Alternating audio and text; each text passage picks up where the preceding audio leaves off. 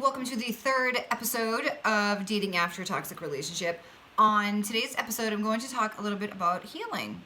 Fun. And what that sort of looks like, and what it looked like for me, and what it could look like for someone who's getting out of a toxic relationship. So, say you've been with somebody for a while, they leave, you leave, however it works, and then you decide to go no contact, which no contact is the way to go.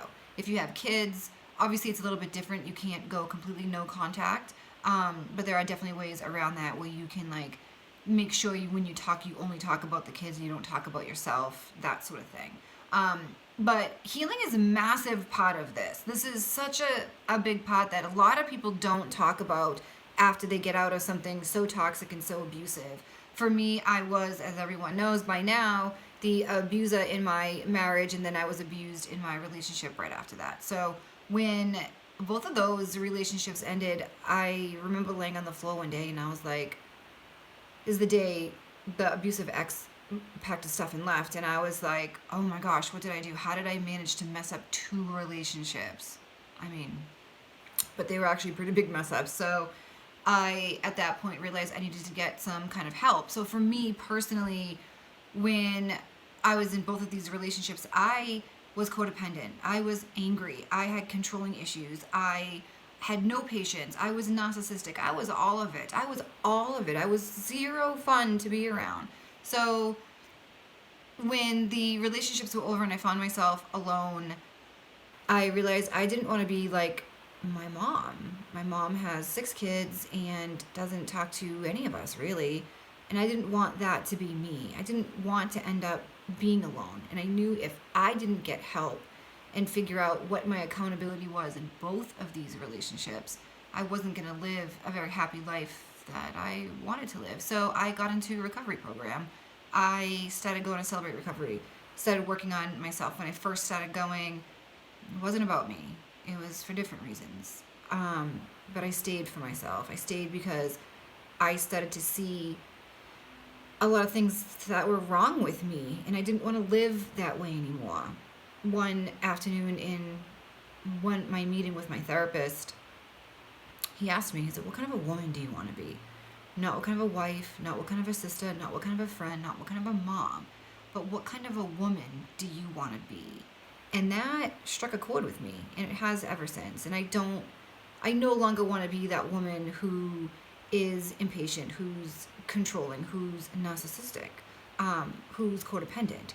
So when I decided to do the recovery program, I did it. Like I went in, faced myself in the mirror, faced my demons, figured out why I was able to be so abusive to my ex, find out why I let someone abuse me the way he did, especially in front of my kids, why I allowed all this. And when I started to learn about why, I started to heal. Healing is a huge part of this whole process. So after someone leaves, you may not feel that you have the same sort of stuff that I did, all that. What you have, I don't know, but I can only speak for myself. So for me, I had to go and really heal myself and figure out a lot of stuff before I could even move on with my life, not just in another relationship, but in my life. So I took years of being single. Didn't look down on myself, didn't feel bad because I was single, because I was working. I was working on myself. I was healing. I had to take the time to not only heal myself, but also repair and rebuild the relationships that I lost during that toxic relationship. I had to repair a relationship with my sister, my brother, a lot of my friends, my kids, especially my kids. So I was busy healing and rebuilding and repairing. The last thing on my mind was another guy. The last thing I wanted was to jump into a relationship with someone else because it was way too soon. I wasn't ready for any of that. I was not in a place, mentally, physically, any of it, to be able to do the things you have to do in a relationship, to be able to meet the needs of your partner that you do in a relationship. I knew I wasn't ready. I dated because I felt like that's what I was supposed to do. Found out fairly quickly that was a huge mistake. So after someone leaves, after you leave, after you're by yourself, after you are picking up the pieces, after you're trying to figure out exactly what the heck went wrong, you need to figure out your accountability in staying in something and figure out why you stayed, and then start to heal from it. Take time for yourself. Taking time for yourself after a toxic relationship is going to help you in so many ways. If you end something, or he walks away or she walks away, and then you jump into something else, you're just going to bring your bad habits with you. You're going to bring your ex into that next relationship, and you don't want that. When you are ready to enter into another relationship, it should just be you entering into a relationship, not you and this ex and all the damage and everything else that they did to you. You should be able to be in a place where you're like, I'm the only one entering into this new relationship, not bringing everything with you. And if you don't heal, and if you don't take enough time on your own to do that, then you're going to keep doing the same thing, and you're going to say to your friends, and you're going to say to anyone who will listen, I can't find anyone good, there are no good men out there, nah, nah, nah, nah, nah. Well, that's not accurate. You're just attracting certain men because you haven't healed yet. And I'm not saying there's something wrong with you, but you need to heal fully, or at least get on a really good road to healing and feeling good about yourself before you can go into someone else's life. I think a relationship is almost like a product that we want to buy from like Disney. Like, hey, look at this amazing relationship. It's full of fun, full of romance. This man is going to take care of you. He's going to wine you and dine you. And all you have to do is stand by and look pretty. Yay, who doesn't want that? Here you go, buy this relationship. So there's that relationship, but then there's the relationship that's more real, the reality of a relationship. And it's not so easy. It's not easy at all. It's not all romance. It's not all fun and happy times all the time. It's work. And it sounds like, oh, maybe you just think it's work because blah, blah. No, it's work because you've got to think of the other person. You have to think about their feelings, help them meet their meet their needs, help them meet their needs, whatever. You have to be a partner in a relationship. It's not just like, if you're the woman, you just walk in and you're just like, okay, where's, everything that I want, everything that I need. And if you're the guy, you can't just be like, I'm taking care of all this and blah, blah, blah. You have to meet each other's needs. You have to be able to pay attention, to listen, to compromise. You have to compromise. You have to communicate. You have to tell the other person when you're feeling a certain way and why. You have to know who they are. Learn about who they are. Figure out what makes them tick. What they look like when they're mad, so you can back off. What they look like when they're hungry, so you can feed them. What they look like when they're sad, so you can hug them. A lot of people are not able to say, hey, I'm hungry, sad, and mad, blah, blah, blah. You have to really pay attention. So for me, I knew this. I knew that going into a relationship, it's a partnership. It's not all just one-sided. And I knew for me at the time that I wasn't ready. I wasn't ready to be able to make dinner for someone. I wasn't ready to, listen to someone's stories about work and kind of give my advice or, any of those things. I wasn't ready for that. I was ready to slowly get out of bed one day at a time, put one foot in front of the other, and pick up a few pieces at a time. And if I'm busy picking up a few pieces at a time, how am I going to take care of someone else's needs? How am I going to be able to pay attention to somebody else and give them what they deserve? Meanwhile, having them give me what I deserve. I didn't know what I deserved at that time. I had no idea who I was, what I liked, what I didn't like, because I went from being married for 20 years into a relationship for 3 years. I had never been on my own. I kind of was like a chameleon, adapted to whomever I was with. Like what they liked, I liked. So after my divorce, I took 1 full year off of watching football. Turns out I love football. I'm gonna watch it all the time now. But I wasn't sure if that was my identity or if that was his. So being alone is going to show you what your identity really is, what you like, what you don't like. If you don't know what you like, if you don't know what you don't like, and someone comes in to your life, how are you supposed to explain that to them? How are you supposed to tell this person, this is, what I like when I'm mad, this is what I like when I'm sad or whatever, if you don't know?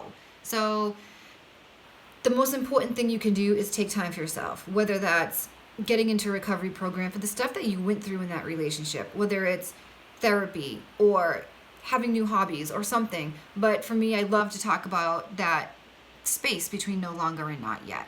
That place where it's like you are just out of a relationship, toxic, whatever, toxic, healthy, all of it. And then it's the no longer, not yet. So the not yet is the new relationship that's going to be coming, because we always have a relationship coming. When something ends, it's usually the sign of a new beginning. So it's in that middle where you learn who you are, what you like, what you don't like, travel, spend Christmas by yourself, spend birthday by yourself, make plans, be a fifth wheel, go out, do different things, make new friends if you have to, but really figure out who you are. And you really need to take the time to heal from that toxic abusive relationship. Even if you weren't in a toxic abusive relationship, taking time to heal is going to help you so much. So when you do meet someone that you want to be with that person because of who they are, because of the value they add to your life, not because you're lonely, not because you need someone, but because you want someone. So there's a huge difference between needing somebody and wanting somebody. So if you're at a point in your life where like, I need to be with someone, I need to do it, then you may not be ready to date. You may not be ready to go out there and put yourself out there fully, because you shouldn't need it. You should just want it. I built up myself where I loved being single. At first it was very scary for me. I was like, oh gosh, I didn't want to like go outside into the neighborhood because I felt people would look at me and be like, that's the one that's single, which never really happened anyway. But it's scary because society teaches us that if we are single, we are unlovable, and that's not true. So I spent a lot of time getting to know myself. I spent a lot of time with my friends and rebuilding all my relationships, spent a lot of time doing the things that I liked. If I wanted to see a movie, I would just go to the movies. Nobody knew where I was. I didn't have to ask anyone's permission. I went by myself. And it's funny because people will be like, you go to the movies by yourself? Yeah, I sit in a dark room with a bunch of other people. I mean, go figure. Crazy rebel, right?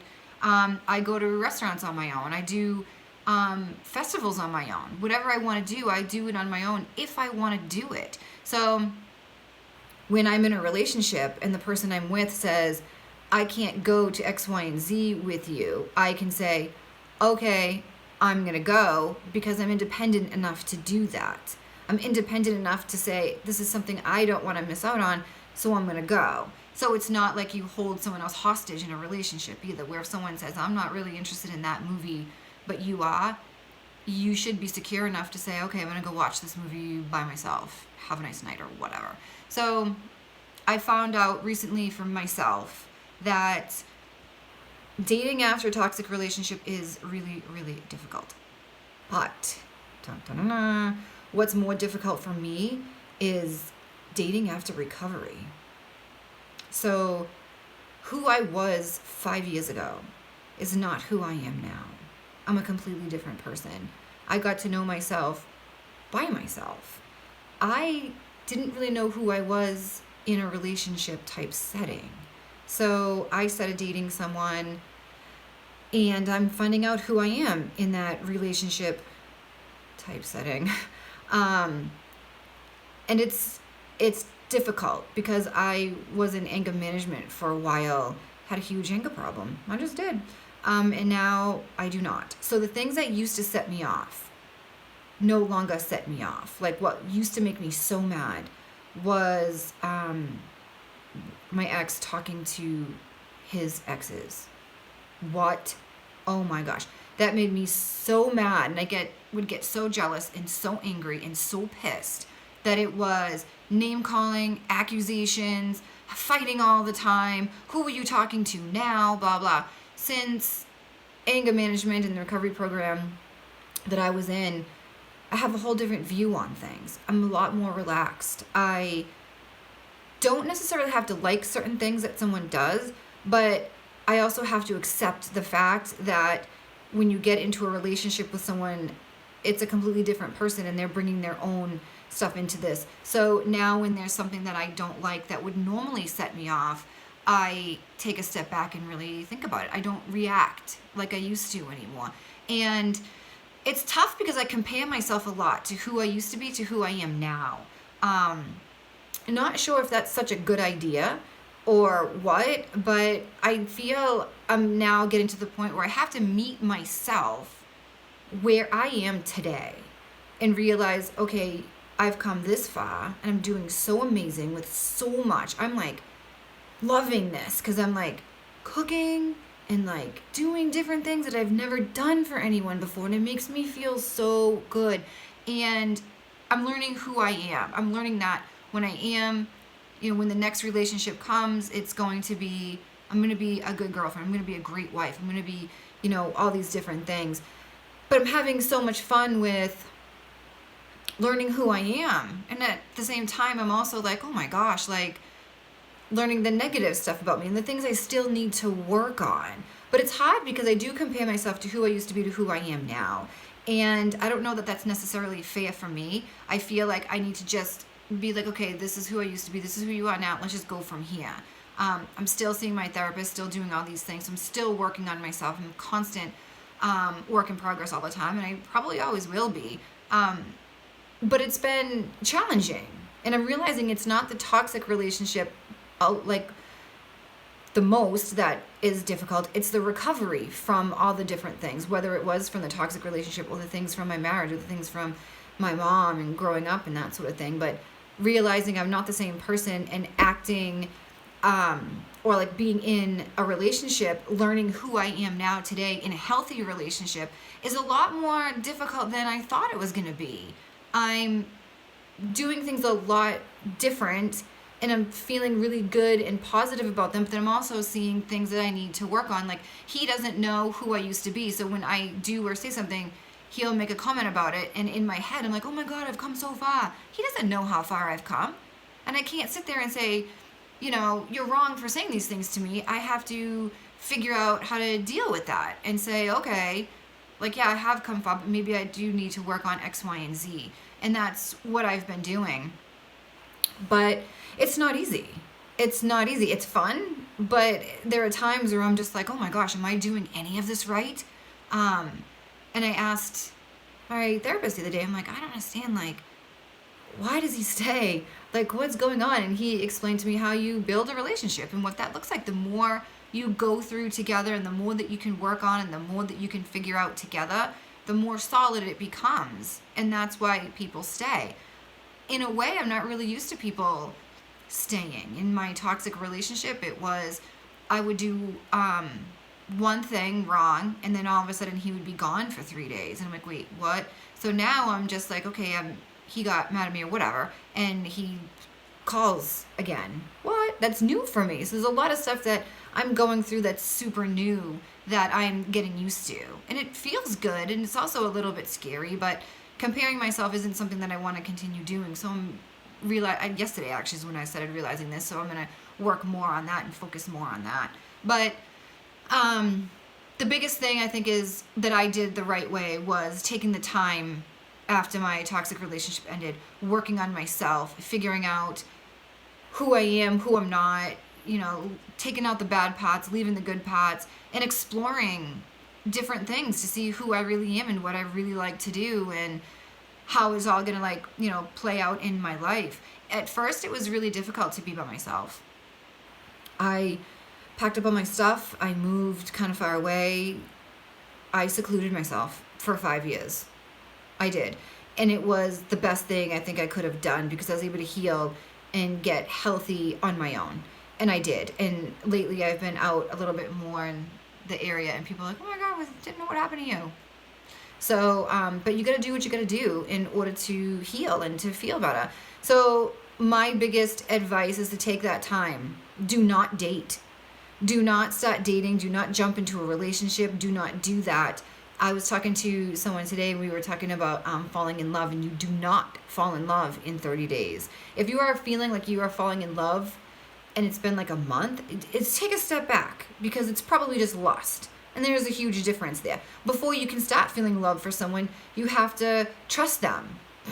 You have to find out if they're honest. You have to see them in different environments. You have to see what they look like when they're drunk, when they're with their friends. You have to see them when they're with their family and see who they are as a person, like three-dimensional, not just like who one person is with you all the time. So if you're feeling like, oh no, I met this guy and now I'm in love with this guy, no. After a month of dating someone, the only thing you should be feeling is, I want to keep dating this person to see where it goes. And I'm sure it's, it's not unheard of that people fall in love after a month, blah, blah, blah, blah, whatever. But what I'm saying is, like, if you're out of a toxic relationship and you're jumping straight into something else, you haven't had enough time to heal.